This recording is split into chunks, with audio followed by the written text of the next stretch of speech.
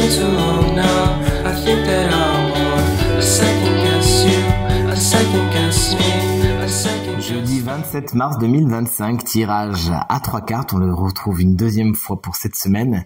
Connectez-vous à votre intuition et faites votre choix entre la carte numéro 1, la 2 ou la 3 afin de découvrir quelle sera l'énergie principale de votre journée.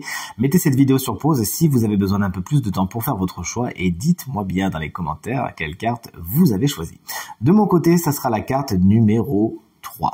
Allez, c'est parti pour la carte numéro 1. Si vous l'avez choisie, on est sur un 6 de denier. Alors aujourd'hui, autant vous dire, c'est donnant-donnant. On est dans la catégorie positive de cette carte. Comme vous voyez, hein, il y a vraiment deux versants. Et là, on est sur la catégorie lumineuse, 6 de denier, donnant-donnant. Vous, dans vos relations interpersonnelles, eh bien, il y a un savant mélange, une harmonie entre ce que vous donnez et ce que vous recevez. Une carte qui, au niveau matériel et financier, peut également nous prévenir du fait que vous touchez quelque chose aujourd'hui ou que vous vous acquittez de quelque chose. Mais dans les deux cas, c'est positif.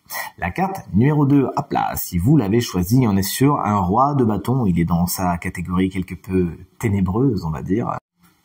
Excusez-moi, la vidéo a sauté. Le roi de bâton n'avait pas envie qu'on dise qu'il était ténébreux. Alors on va juste dire qu'il est un peu sombre.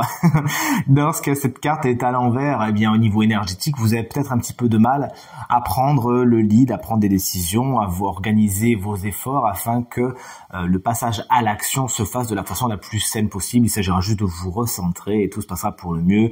Mais cette carte est également l'indice d'un personnage souvent signe de feu, c'est-à-dire bélier, lion ou sagittaire, qui sera un leader mais pas spécialement inspiré ni inspirant. Aujourd'hui, quelqu'un qui pourrait être dans le fait ce que je dis, pas ce que je fais, quelqu'un qui pourrait donner des ordres mais sans vraiment avoir beaucoup de compétences et qui manquerait quelque peu de charisme. Et enfin, si vous avez tout comme moi choisi la carte numéro 3, on est sur un autre personnage, on est sur une reine de coupe, version quelque peu frivole. La reine de coupe, dans cette catégorie au niveau énergétique, nous explique que vous n'êtes pas spécialement bien connecté à vos énergies intuitives, à vos énergies émotionnelles, peut-être même que vous cherchez à les fuir. Il s'agira de ne pas agir ainsi, vous en doutez, mais bien de les affronter afin de ne pas déclencher certains schémas de fonctionnement qui ne sont pas spécialement positifs pour vous et vous le savez.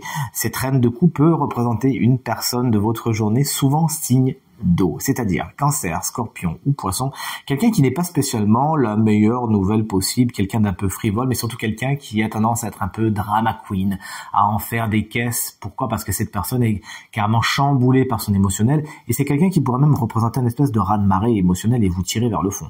Donc n'hésitez pas à prendre la tangente et aller voir ailleurs si vous y êtes. En tout cas, je vous souhaite à toutes et à tous une superbe journée.